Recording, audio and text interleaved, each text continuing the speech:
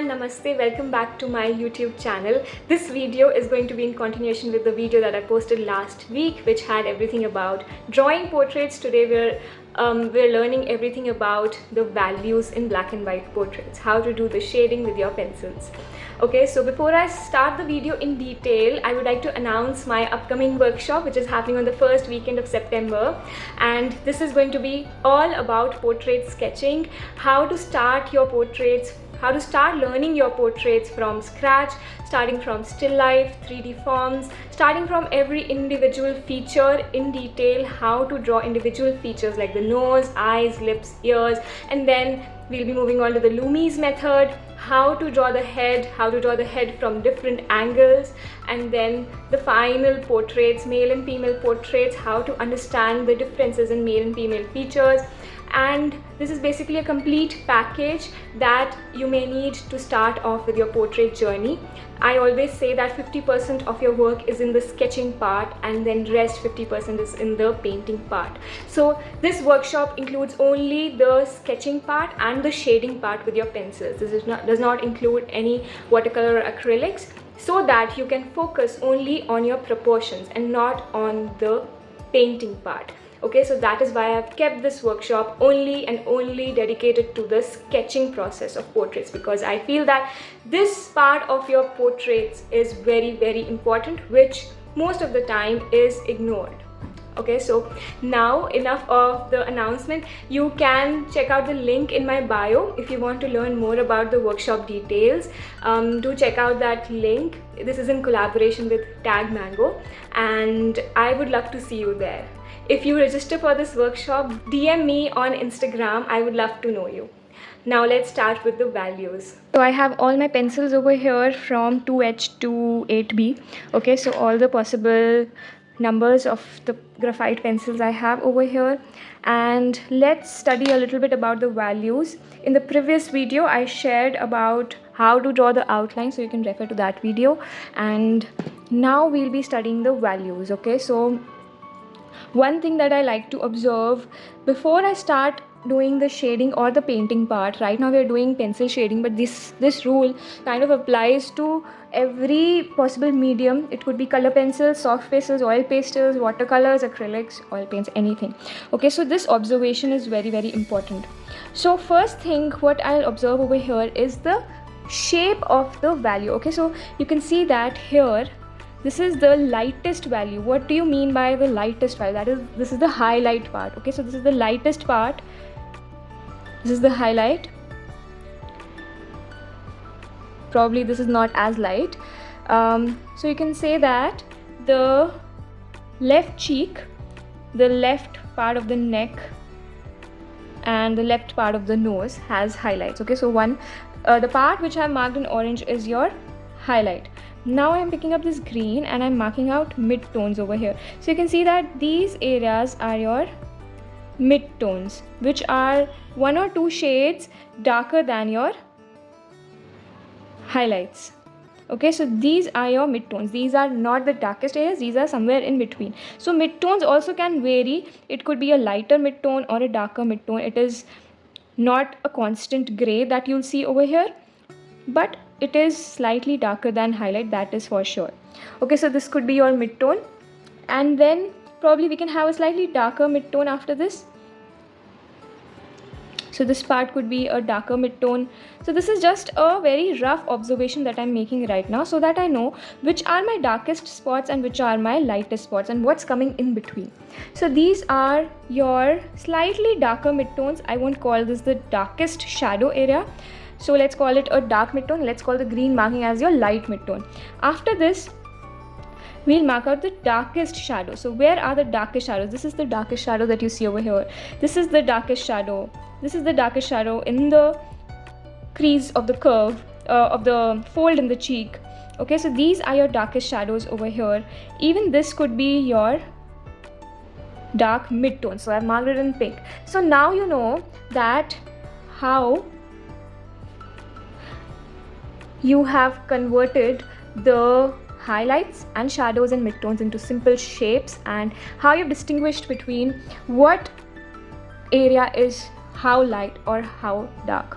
Okay, so now we know that this orange marking is your highlight, this green marking is your light midtone, this pink marking is your dark midtone, this blue or violet marking is your shadow, the darkest area. Okay, so this observation is very, very important before you start shading or painting inside your portrait. Okay, it's very important to make this observation before you start working on your portrait in the value part.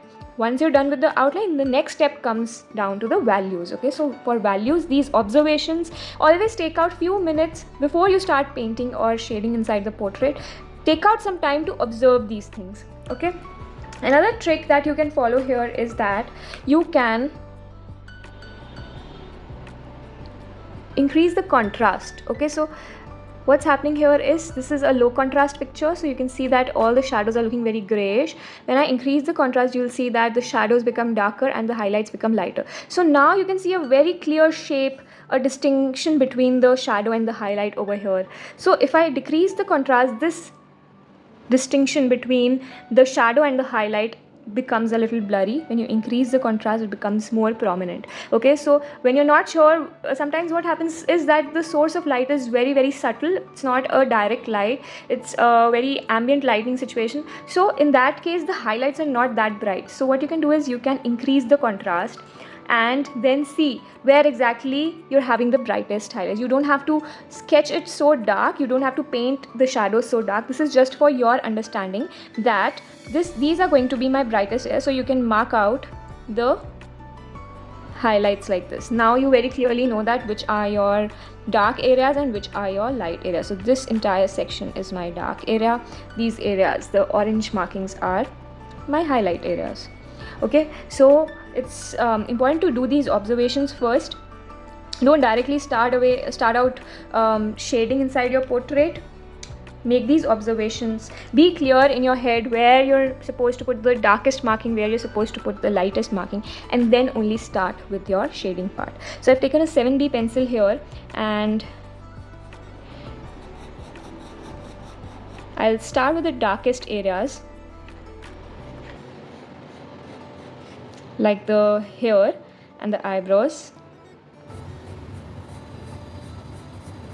I'm not aiming for a hyper realistic sketch here. I just want to get the features right, the expression right. So that is my aim in this sketch, not going for a photorealistic artwork. So let's see how much realism we can achieve in minimum time.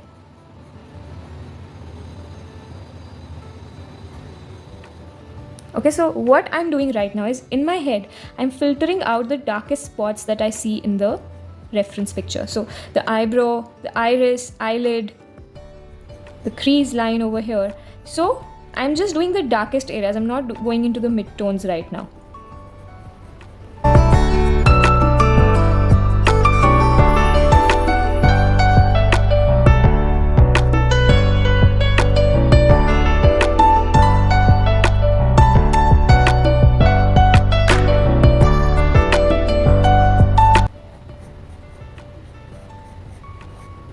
So this shadow over here, you can see, is quite dark in the reference as well. So I'll go ahead and add a dark value right away. As I said, I'm filtering out the darkest spots. So I see a really dark spot over here in the eye socket. So I'm adding a dark value right away.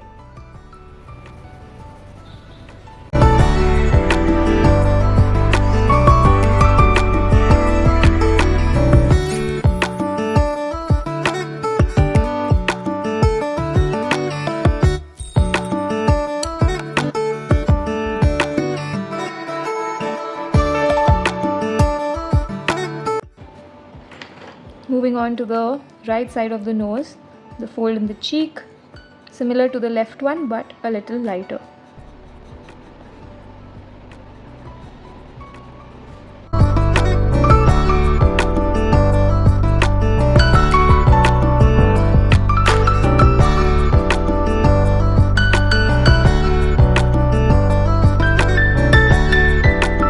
Going into the mid-tone. So you can see that I've already blocked out the darkest areas. So now I'll take a 3B pencil or a 4B pencil, and I'll basically a slightly harder pencil, and then I'll start doing the darker midtones or the basic midtones that I see. So I'll start from the forehead.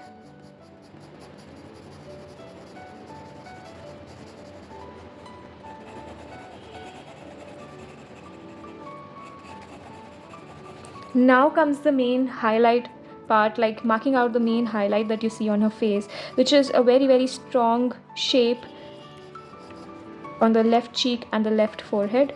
Okay, so this highlight I'm talking about. So you can see that it goes like this. Then here you have a shadow,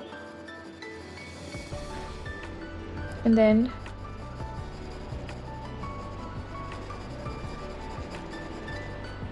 here you have a highlight.